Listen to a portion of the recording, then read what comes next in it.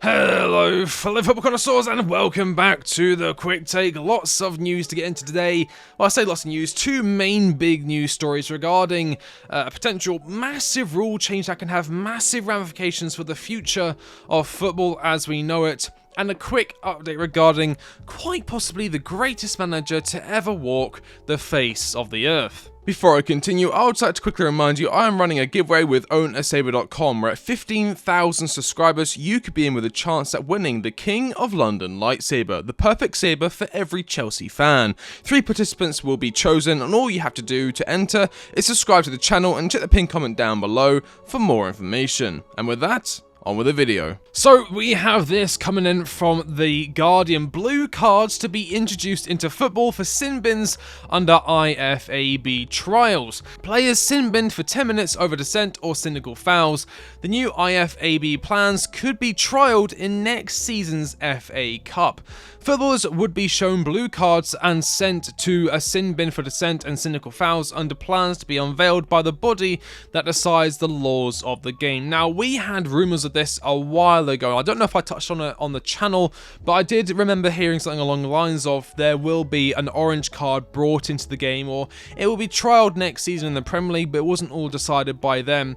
And honestly, my reaction then was fairly negative, and it still remains negative now. Sitting alongside the currently existing yellow and red cards, blue card would result in a player being removed from the field of play for 10 minutes. The recommendations are set to be made by the International Football Association Board, IFAB, on Friday, ahead of trials across competition. And we have their reason for introducing blue cards here. The innovation is part of a concerted attempt by power brokers across international football to improve participant behaviour in the game, after a rise in on-field altercations and a commonly held belief that such behaviour trickles down into both spectator behaviour and incidents in grassroots sport, with real-life consequences for both players and referees. Tightened rules that prevent players from confronting a referee and increased financial sanctions for those who break them were introduced across English football at the start of the season. In the autumn, meanwhile, IFAB announced that they would expand trials of sin bins after successful implementation in a number of grassroots competitions, many of them in England. I do remember reading about this way back in autumn last year, and again, I'm not a big fan of this. I think they're trying to overcomplicate things and give too much power to the referees. Now, for those of you who aren't completely clued up on the rules of football, I have the FFA Referee Education Sessions 2014 Guidelines for Handling Dissent here that goes over what dissent is. So dissent, by their definition, an audible or visible disagreement with the referee's decision which reflects negatively on the official's fairness or competency. So an example of this which comes to mind immediately would be Moises Caicedo's short outburst following what he believed to be a fair tackle being given as a Liverpool free kick, and he was given a yellow card for that instance. Now, if I understand this correctly, that short outburst of just punch in the air, a short burst of a shout, not even directed towards a referee, I think he had his back turned towards the referee because he was frustrated with the decision, he thought it was a good tackle, that would then result in him being off the field for 10 minutes. Now, there are some grey areas when it comes to defining dissent, and we have that here. Dissent should not be confused with mere disagreement which does not reflect negatively on the official. A player can express a difference of opinion in a polite fashion, not involving dissent. Treating this as any other than question or statement by a player would be appropriate unless it continues to the point of becoming dissent. So it's not like if you question the referee's decision, you get a blue card and you're off the field for 10 minutes immediately. It's if you're polite about it and you come up and say, listen, hang on, wait.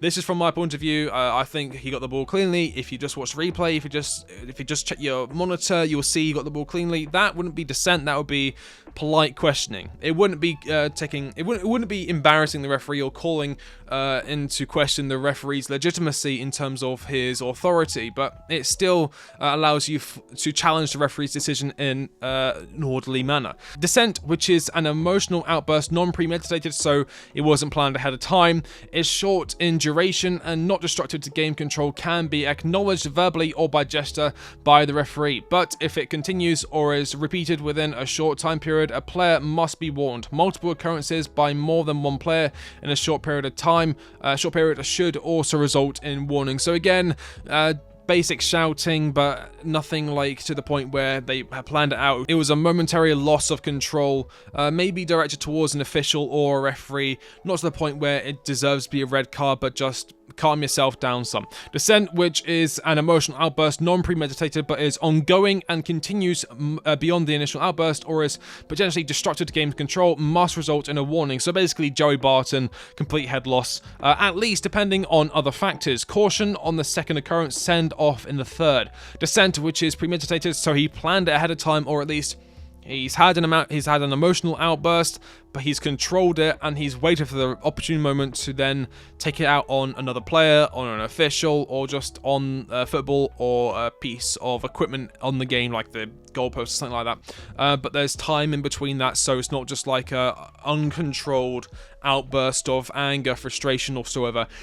He had thought about it, he had taken the time to think about his actions, and he'd still continue with it. Or is obstructed to game control, must be cautioned, send off on the second occurrence. And then number 5, when dissent involves use of offensive, insulting, or abusive language, punish the more serious of the offences. Offensive, insulting, or abusive language equals send off. Remember, abusive dissent does not have to involve offensive or insulting language, and when it is directed towards your assistant referees, demands quick, firm action. So this could be mocking them, this could be like laughing in their face, like again questioning their legitimacy, their authority, their decision-making skills, or sometimes like an insult which doesn't necessarily include use of foul language. One of them being like, I bet your parents change the subject whenever your name is brought up, something along those lines. Something that doesn't necessarily have to be as vulgar and expletive as using swear words towards a referee, but still gets the point across. And then of course it's not just dissent, it also means cynical fouls. Now the biggest example and the most famous example, possibly recognizable maybe,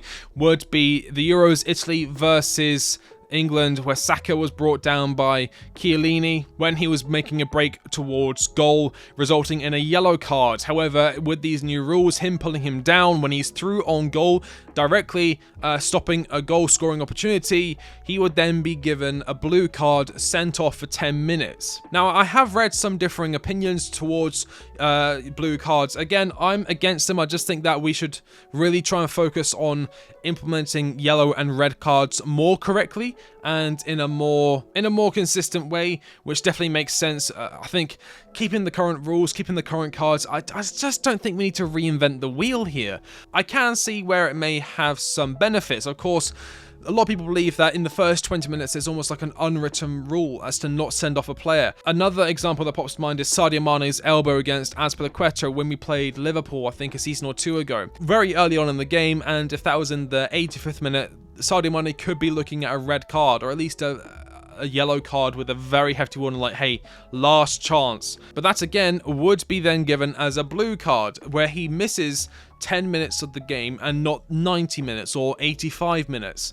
That's why we see a lot more red cards come when it's past the 75th or the 70th minute, because there's less time for the player to be missing for the entire game, and it feels not fairer because it's still a red card offence whether it's in the first minute or whether it's in the 89th minute, but the overall impact on the game is lessened. But as I said, I'm really not a fan of this change. I think they're trying to add too much. They're trying to control the game too much. I think the best games are the ones that are far more fluid, where the rules are enforced in a consistent manner with yellow and red cards and warnings when needed. I think that works fine, and I just think they need to be a bit more consistent with the decisions that they have going forward in terms of VAR, what constitutes a handball, those kind of things. They need to really fine-tune what they already have instead of adding other catalysts into the already muddied waters. But let me know your thoughts on blue cards in football. Good change or bad change, as we move into the final news story of the day, and it is of course about the greatest manager to ever walk the world. This coming in from Florian Plettenberg. Have asked Julian Nagelsmann in Paris, will you still be the Germany head coach at the start of the Nations League in September? Have you thought about it yet? This coming in from Julian Nagelsmann himself. I haven't thought about it yet. Imagine this in a German accent. Since my contract ends after the Euro, I would say, as it stands now, no. I've said it since the beginning of my tenure. The Euro is currently the focus. Then we'll see if I'm still the coach. If so, we'll prepare very well and try to get the most out of it and win the group, Nations League. We want to play a good Euro, then we'll see what happens next. Nagelsmann's contract is only valid until the end of the Euro, so as I believed, he wouldn't be able to stay away from club football long, because Nagelsmann is a manager who loves to implement philosophies, who loves to work with players day in, day out, sharing his tactics with his group of players, and you just can't do that with international football, where you only see the players a couple of weeks a year. Maybe if there's an international competition going on, like the Euros or the World Cup, you may see them for a month and a half.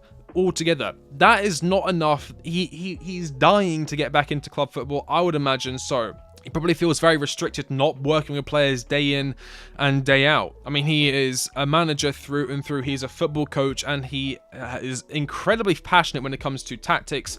And I said, getting those across and working with a team where he can have technical ability all over the field.